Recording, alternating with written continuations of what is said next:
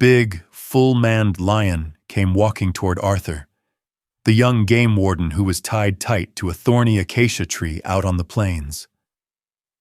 Poachers had left him there, trussed up and abandoned. His whole body screamed with pain, and the flicker of hope he'd been holding on to was about to go out. The coarse sisal rope cut into his skin, pinning him hard against the rough tree bark.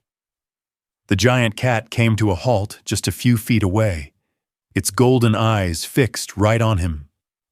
The world went dead quiet, thick with danger. Arthur fought to quiet the wild drumming in his chest, his eyes scanning the lion's powerful body for anything familiar. That's when he saw it, a thin, jagged scar running along its right shoulder. It was a wound he'd cleaned and stitched up himself months ago in his little field cabin. It had been a lioness, not this male, who had brought her injured young one to him for help. It was an incredible story of trust, one some of you might remember me telling a while back. But this here was clearly her mate, the magnificent king who had watched over them from a safe distance. The very predator that should have been his end was now the only chance he had. The lion shifted its massive weight, its stare moving from Arthur's face down to the thick ropes wrapped around his body. It dipped its enormous head, its mane like a coarse broom sweeping the dusty ground. A low grumble started deep in its chest. Arthur knew that sound. It wasn't anger. It was more like a greeting. The lion carefully stretched its neck and gave the rope a nudge with its nose, then pulled back, as if trying to figure out the puzzle of the knots. Arthur tried to talk, but only a dry, raspy sound came out of his throat. "It's me, big fella. It's Arthur. You remember?" The lion's ear twitched, a tiny sign that it heard him. Then, with a carefulness you'd never expect from such a creature, it went to work. The lion used its sharp front teeth to tug at the thickest parts of the rope, taking great care not to catch Arthur's skin. It was slow, frustrating work. The knots were pulled impossibly tight and were still damp from the morning mist. A jolt of adrenaline shot through Arthur, mixed with a deep, gut-wrenching fear. If that lion's jaw slipped by just an inch, this rescue would end in a disaster. But the animal worked with an unbelievable focus, as if the memory of the man's healing touch gave it a steady confidence in its mission. Suddenly, a chorus of shrieking cackles shattered the morning peace. Off in the distance, a pack of hyenas slunk into view. Their low, muscular bodies moved with a hungry purpose, drawn by the scent of a trapped man and a preoccupied lion. The lion immediately stopped what it was doing. It lifted its head, its attention snapping from the ropes to the approaching pack. The lead hyena, a big female with a scarred face, trotted forward boldly.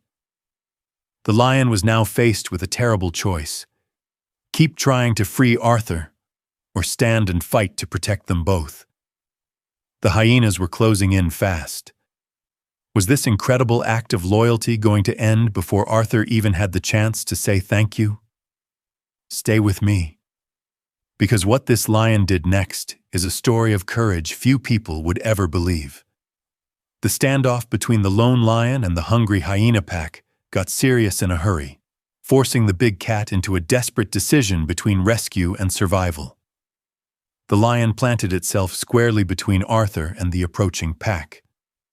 It let out a deafening, chest-rattling roar that seemed to make the ground tremble. This wasn't a sound of frustration. It was the raw, unmistakable challenge of a guardian. The hyenas paused for a second, thrown off by the lion's sheer power. But their hunger and the sight of a helpless man tied to a tree soon outweighed their caution. They began to spread out, their plan obvious: surround and overwhelm the lion with their numbers. The fight was a chaotic storm of dust and fury. The lion, driven by some deep sense of duty, lunged forward. It smacked a hyena out of the air with one massive paw, sending it tumbling. It used its heavy body like a battering ram to keep the others away, its roars a constant threat of violence. Arthur could only watch, the sound of his own heart hammering in his ears. Every swipe the lion took, every lunge it dodged, was an act that was ultimately keeping him alive. A strange and heavy guilt washed over him.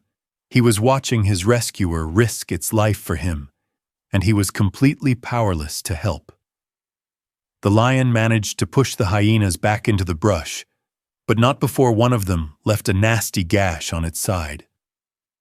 With the pack chased off for the moment, the lion walked slowly back to Arthur. It was exhausted, its heavy breaths making little clouds in the cool air.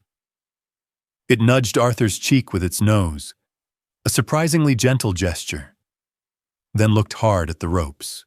It let out a soft, meaningful growl, the sound changing as it looked from the knots to Arthur's eyes and back again, as if trying to push an idea into his head. It was asking for help, for a plan. But was Arthur too worn out and tangled up to figure it out? With the hyenas gone for now, a fragile quiet returned to the plains. But the answer to Arthur's freedom was still knotted tightly around the acacia tree. Arthur, spurred on by the close call, focused on the lion's urgent gaze. The lion had chewed through the rope's outer strands, but the inner core was just too tough to break without hurting Arthur. Desperately, Arthur started rubbing the back of his hand against the rough bark where the rope was a little looser, trying to wear down the fibers into a single, weaker thread. The bark tore at his skin, but he didn't care about the pain. When he looked up, the lion was watching him with sharp intelligence. Arthur strained to nod toward the frayed spot on the rope he'd been working on, then looked back at the lion's mouth. It was a long shot, trying to communicate like this, but the big cat's eyes seemed to understand. The lion lowered its head again. It took a deep breath, and with one fast, powerful bite, it clamped down on the weakened section. Snap! The rope broke. Arthur fell sideways, his body landing with a hard thud on the ground. He was free but shaky and dizzy. His survival instinct kicked in, and he scrambled backward, trying to put distance between himself and the huge animal. But the danger wasn't over. As Arthur was trying to get to his feet, a new sound came, the quiet footfalls of more lions. From behind a clump of trees, a whole pride emerged, drawn by the sounds of the fight. They hadn't seen the rescue. All they saw was a weak human scrambling on the ground. To them, Arthur was just an easy meal. His protector turned at once to face the newcomers. It let out a powerful, commanding roar, not to attack, but to claim, to signal that this human was his, which confused the new lions and stopped them in their tracks. Arthur was finally free, but now a much bigger threat was on the horizon. Don't go anywhere. The most shocking part of this story is just about to happen. The immediate terror began to fade as Arthur finally got his legs under him. He realized his unlikely savior was still standing guard. Pushing through the pain, Arthur crawled for the cover of the acacia tree. The big lion held its position like a stone statue until the new pride, not wanting a difficult fight, finally turned and vanished back into the grasslands. When the lion at last turned back to Arthur, the air was clear. The danger had passed. Arthur sat leaning against the tree, his body one big ache, but his spirit was soaring. He looked at the lion, which now stood quietly, its great chest rising and falling. There was no threat in its eyes, no expectation, just a calm, steady presence. Slowly, Arthur held out his scraped and bruised hand. The lion, showing an understanding that went beyond instinct, lowered its head one last time, and let Arthur gently scratch the base of its scarred ear. It was a moment that said more than words ever could, a final, quiet acknowledgement of a debt paid in full. The lion let out a soft huff, then turned with a quiet grace and walked away into the tall grass, leaving Arthur safe and completely stunned. This wasn't just good luck. It was a hard and clear lesson that kindness, when offered freely, is never really forgotten.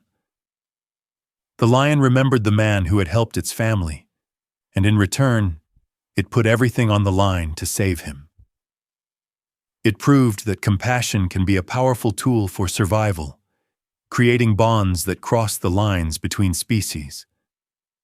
Arthur would later report the poachers, and they were eventually brought to justice. But his real reward was knowing that his life's belief was true, that trust and connection are possible even in the wildest of hearts. If this story taught you that even the fiercest animals are capable of loyalty, share it with someone who could use a little hope today. The story of Arthur and this lion was far from over, and next week I'll tell you about a moment that will change everything you think you know about life on the savannah. Be sure to subscribe so you don't miss the next part of this incredible journey.